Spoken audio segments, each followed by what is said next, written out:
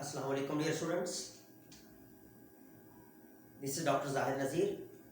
Dear students, हम discuss कर रहे थे hormonal action means how does enzyme work, जिसमें हमने प्रीवियस लेक्चर में डिस्कस किया था first model for hormone action, जिसमें हमने डिटेल डिस्कस किया था mode of action of protein hormones, वो हार्मोन जो प्रोटीन नेचर होते हैं, जिसमें हमने एग्जांपल ली थी ग्लूकागोन हार्मोन की। और आज का हमारा जो लेक्चर है वो hormone action second model lipid hormones. तो बेटा हमने ये भी पढ़ा था कि हार्मोन्स टारगेटर्स होते हैं, ये पीछे एक्सप्लेन कर चुके हैं हम। ये टारगेटेड सेल्स पर काम करते हैं और इनके जो रिसेप्टर्स होते हैं वो टारगेटेड सेल्स पर लगे होते हैं, या तो साइटोप्लाज्म में इसके रिसेप्टर्स होते हैं या फिर इनके डायरेक्टली मेम्ब्रेन पर होते हैं। तो यहाँ पर हम पहले सेल की मेम्ब्रेन ड्रा करते हैं।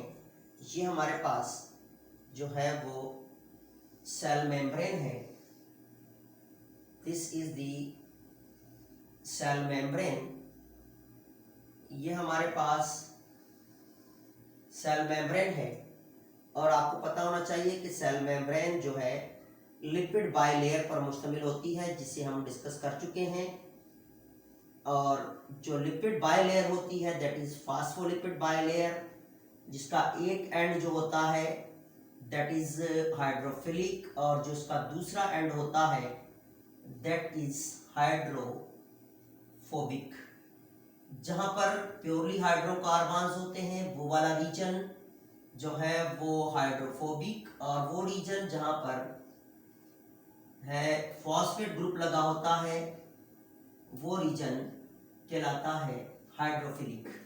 अब यहाँ देखें, ये वाला रीजन जो है हमने पीछे भी डिस्कस किया था, यहाँ पर फॉस्फेट लगा हुआ है PO4, तो ये वाला रीजन हाइड्रो क्या होगा, हाइड्रोफिलिक नेचर। और हाइड्रोफिलिक नेचर एंड जो होते हैं लोअर साइड और अपर साइड पर होते हैं। इनकी जो टेल होती है ये वाला रीजन, इसे कहते हैं टेल, और टेल रीजन जो होता है वो हाइड्रो, इसमें प्योरली हाइड्रोकार्बन होते हैं और ये हाइड्रोफोबिक होता है, वाटर रिपेलिंग जिसे कहते हैं।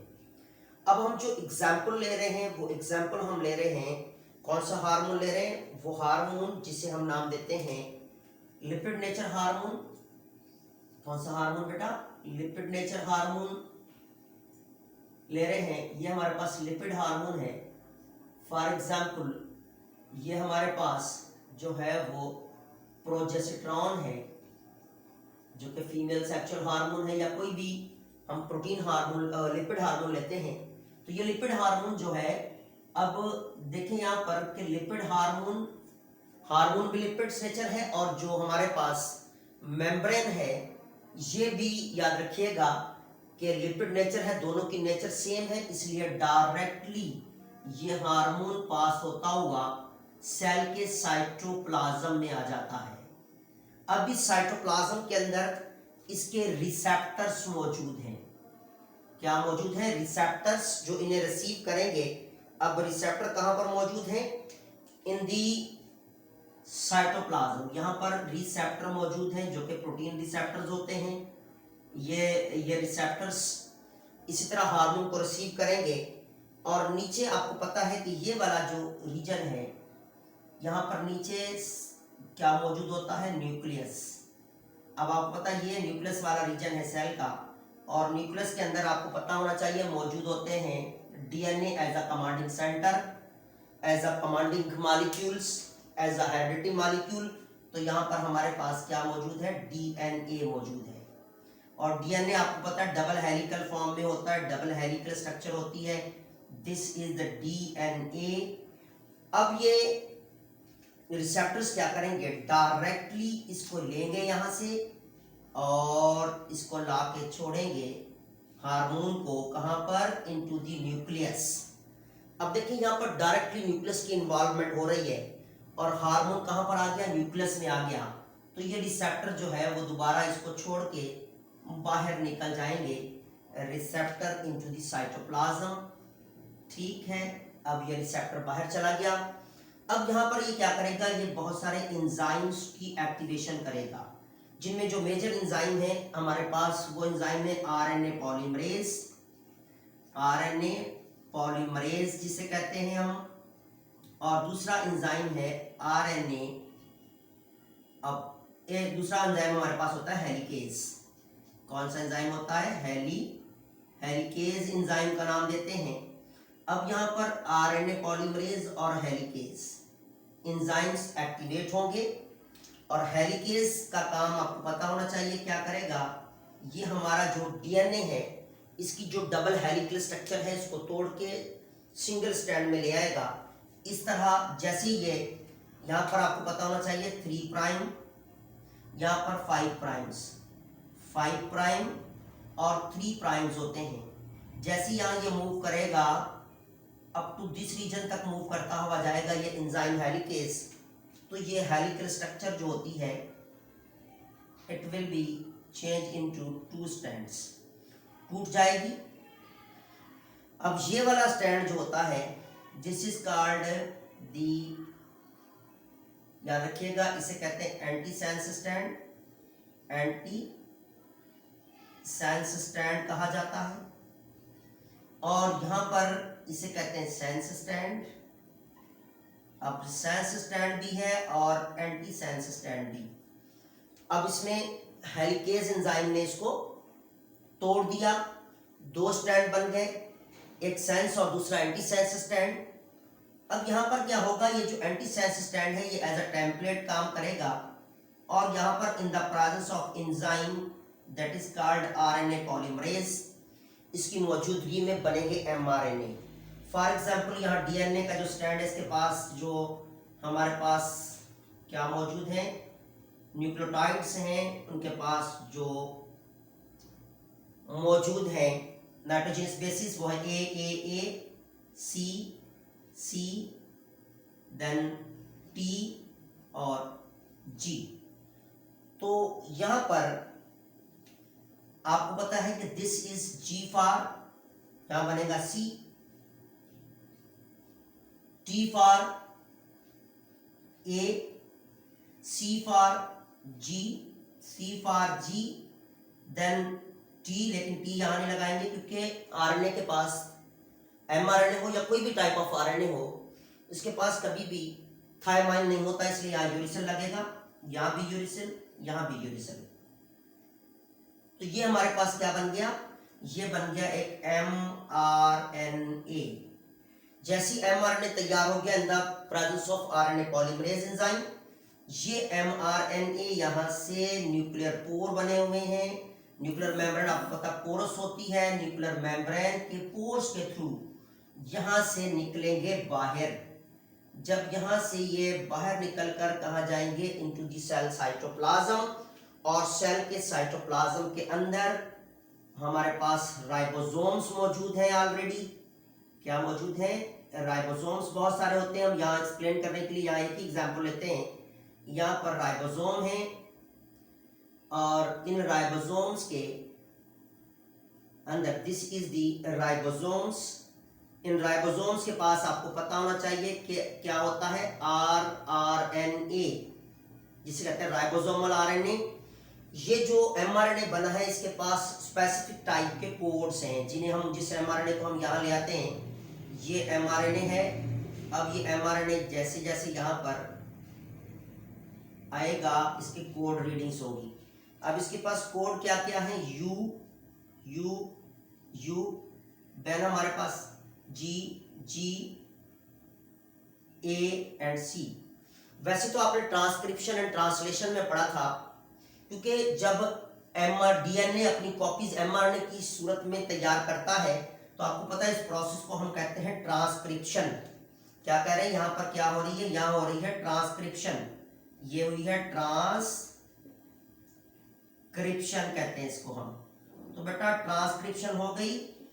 जब ट्रांसक्रिप्शन हो गई, डीएनए ने अपने information in the form of triplet codes की सूरत में, in the form of basis code की सूरत में एमआरएनए को तैयार कर दिया। अभी एमआरएनए पोर्स के जरिए, न्यूक्लियर पोर्स के जरिए, these are the nuclear pores, इन न्यूक्लियर पोर्स के जरिए कहाँ जाएगा, इनटू द साइटोप्लाज्म, और किसके पास जाएगा, राइबोसोम्स के पास। अब सेल के साइटोप्लाज्म में ये तो कोड लेकर एमआरएनए आया है, तो एंटी कोड रखने वाले बहुत सारे टीआरएनए इस तरह की शक्ल में मौजूद होंगे। टीआरएनए की स्ट्रक्चर कुछ इस तरह की होती है, इस तरह टीआरएनए होंगे जिसके पास एंटी कोड होंगे ए, तो यू है यहाँ पर, तो यहाँ ए वाला हो सकता है हमारे पास टीआरएनए। देन जो है वो सी यू वाला होगा। देन इसी तरह हमारे पास जो है वो जी सी वाला भी हो सकता है। तो ये हमारे पास क्या होते हैं, टीआरएनए। अब ये है टीआरएनए। अब ये जो टीआरएनए है, इस टीआरएनए की जो टेल होती है उसके ऊपर स्पेसिफिक अमीनो एसिड लगा होता है, जो कि कोड मैचिंग होने की सूरत में क्या होगा, यहां अमीनो एसिड ड्रॉप होगा। तो अब जैसे ही एमआरएनए राइबोसोम्स के पास पहुंचे, ये राइबोसोम्स आपके सामने, दीज आर द राइबोसोम्स, जिसके पास राइबोसोमल आरएनए है। जैसे राइबोसोम्स के पास एमआरएनए पहुंचा, ये इसकी कोड रीडिंग होगी यहाँ पर, और उसी के एंटीकोड वाला, फॉर एग्जांपल दिस इज, तो ये एंटीकोड वाला क्या आएगा, यहाँ पर टीआरएनए आ जाएगा, और टीआरएनए के पास एंटीकोड लगे हुए हैं ए, और आपको पता है कि यहाँ पर ए फॉर टी होता है, लेकिन एमआरएनए के पास आपको पता है कि थाई बाइंडिंग होगी, यूरिसिल होगा, इसलिए जो एडेनाइन है वो यूरिसिल से बॉन्ड बना रही है, यहाँ से बॉन्ड बन रहे हैं, ये मैचिंग हो गई। याद रखिएगा ये हमारे पास क्या थे, दीज आर दी एंटीकोड्स, जो किसके पास होते हैं, एंटीकोड्स हमेशा, एंटीकोड्स किसके पास होंगे बेटा, टीआरएनए के पास होते हैं। ठीक है, टीआरएनए के पास एंटीकोड थे, जो हम एमआरएनए लेकर आए हैं इसके पास ये क्या थे, दीज आर द कोड्स। जब और वो ट्रिपलेट्स की फॉर्म में कोड और एंटीकोड की मैचिंग का प्रोसेस हुआ, जब इस प्रोसेस को हम नाम देते हैं डीकोडिंग। जब एंटीकोड कोड मैचिंग हो जाएगी, याद रखिएगा, जब एंटीकोड एंड कोड जो है मैच करते हैं, मैचिंग होती है, तो प्रोसेस कहलाता है, याद रखिएगा, इस प्रोसेस को हम क्या कहेंगे, प्रोसेस कॉल्ड डीकोडिंग। प्रोसेस का क्या नाम रखते हैं हम लोग, डीकोडिंग। तो जब डीकोडिंग हो जाएगी, कोड एंटीकोड मैचिंग हो रही है, कोड और एंटीकोड मैचिंग हो गई, डीकोडिंग हो गई, तो ये अपना अमीनो एसिड यहाँ ड्रॉप कर देगा। तो ये इसी तरह ये जो अमीनो एसिड है यहाँ ड्रॉप होता जाएगा, जैसे जैसे कोड रीडिंग होती जाएगी, एंटीकोड कोड मैचिंग होती जाएगी, बहुत सारे टीआरएनए आते जाएंगे, यहाँ पर बहुत सारे अमीनो एसिड होंगे और बना देंगे पॉलीपेप्टाइड, पॉलीपेप्टाइड चेन बना देंगे। अब यहाँ पर क्या हुआ है, पॉलीपेप्टाइड चेन बन गई है।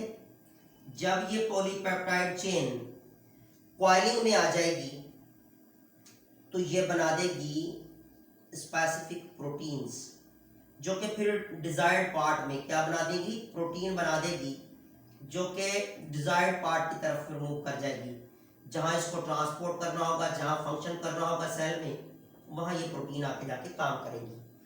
तो बेटा ये हमारे पास प्रोसेस, जिस तरह यहाँ ट्रांसलेशन किया, तो ये सारा प्रोसेस जो है, जहां से कोड और एंटीकोड मैचिंग हुई, एमआरएनए राइबोसोम के पास आया, इसके कोड की रीडिंग हुई, एंटीकोड वाले टीआरएनए को बुलाया गया, टीआरएनए की कोड मैचिंग हुई, डीकोडिंग प्रोसेस हुआ, तो यहाँ अमीनो एसिड ड्रॉप हुए, देन पॉलीपेप्टाइड चेन बनी, फिर इसकी कॉइलिंग हो गई, प्रोटीन बन गई। तो क्या हुआ, इस प्रोसेस को हम नाम देते हैं पूरे का पूरा, ये जो प्रोसेस यहाँ सारा हुआ है प्रोटीन फॉर्मेशन का, कोड रीडिंग का, एज वेल एज एंटीकोड मैचिंग का, जो कि टीआरएनए के पास थे, डीकोडिंग हुई, इस प्रोसेस को ट्रांसलेशन कहते हैं। क्या कहते हैं बेटा, ट्रांसलेशन। क्या कहेंगे, ट्रांसलेशन कहेंगे। तो ट्रांसक्रिप्शन कब हुई, जब हार्मोन ने आके एंजाइम्स एक्टिवेट किए, एंजाइम में हेलिकेज ने ब्रेक कर दिया स्टैंड को, दोनों एंटीसेंस सेंस स्ट्रैंड बन गए। आरएनए पॉलीमरेज की मौजूदगी में एमआरएनए की तैयारी हुई विद द ट्रिपलेट कोड्स के साथ जो नाइट्रोजन बेसिस को रिप्रेजेंट कर रहे होते हैं। प्रोसेस पूरे का पूरा फॉर्मेशन एमआरएनए का कहलाएगा ट्रांसक्रिप्शन। यहां से जब न्यूक्लियर पोर्स के जरिए बाहर निकले एमआरएनए राइबोसोम्स के पास पहुंचे, राइबोसोम्स के पास मौजूद थे आरआरएनए, इसकी कोड को रीड किया गया, वहां से कॉलिंग हुई फॉर टीआरएनए के लिए, ये टीआरएनए है। जब टीआरएनए के लिए कॉलिंग हुई तो टीआरएनए वही आएगा जिसका कोड यहां पर होगा, जिसके पास अपना एंटी कोड होगा। आप देखें ये एंटी कोड है, ये नीचे एमआरएनए के पास कोड है। जब कोड एंटी कोड मैचिंग हुई, प्रोसेस ने क्या किया, उस प्रोसेस को हम कहेंगे डीकोडिंग। इसी तरह अमीनो एसिड ड्रॉप होते गए, बहुत सारे टीआरएनए आते जाएंगे, अमीनो एसिड देते जाएंगे, कोड मैचिंग होती जाएगी, एक लंबी पॉलीपेप्टाइड चेन बन गई। जब उसकी कॉइलिंग हुई तो क्या बन गया, प्रोटीन्स। तो अब आपने देखा यहाँ पर कि यहाँ पर जो है वो टीआरएनए, लेकिन बेटा याद रखिएगा जब जैसे एमआरएनए बनता है, यहाँ जो लास्ट कोड होता है हमेशा यहाँ पर जो होगा दैट इज फॉर स्टॉप के लिए होगा, और यहाँ पर जो कोड होगा दैट इज फॉर स्टार्ट के लिए। यहाँ पर हमने जो है वो मैंने आपको प्रोसेस समझाया है। वैसे क्रोमोसोम और डीएनए के चैप्टर में आपने ट्रांसलेशन ट्रांसक्रिप्शन पढ़ा होगा कि फर्स्ट कोड स्टार्ट के लिए होता है जो कि मिथोनिन होता है, और स्टॉप कोड कोई भी 3 कोड होते हैं, तीनों कोड में से कोई भी स्टॉप के लिए होता है, और वो स्पेसिफिक होते हैं। स्टार्ट तो स्पेसिफिक ही होगा मिथोनिन की सूरत में, और जो स्टॉप होगा उन तीनों में से कोई भी एक कोड होगा, क्योंकि टोटल 64 कोड होते हैं, ये आप डिस्कस कर चुके हैं, ऑलरेडी पढ़ चुके होंगे चैप्टर में। तो स्टॉप यानी कि यहाँ स्टार्ट मिथोनिन, अब मिथोनिन कोड वाला जो भी होगा AUG होगा, उसका कोड आपको पता होना चाहिए। तो AUG के एंटी कोड रखने वाला टीआरएनए आएगा, फिर पीछे कोई भी कोड हो और कैसे भी टीआरएनए आते जाएंगे, यहाँ पर बन जाएगा पॉलीपेप्टाइड। और ये पूरा प्रोसेस क्या कहलाया, इस प्रोसेस को हमने नाम दिया, यहाँ गौर करें, ट्रांसलेशन। तो ट्रांसक्रिप्शन भी हो गई, यहाँ पर हुई थी ट्रांसक्रिप्शन, ये वाली ट्रांसक्रिप्शन है, और यहाँ पर हुई ट्रांसलेशन। तो बेटा ये हमारे पास बहुत ही आसान और सिंप्लीफाइड मेथड था कि कैसे प्रोजेस्टेरॉन हार्मोन या कोई भी जो है वो protein lipid hormone, these are the lipid, और वी कैन से दैट, इसे हम नाम देते हैं स्टेरॉइड। ये हमारे पास क्या था, स्टेरॉइड हार्मोन था। तो स्टेरॉइड हार्मोन का हमने मोड ऑफ एक्शन देख लिया कि कैसे ये एक्ट करता है।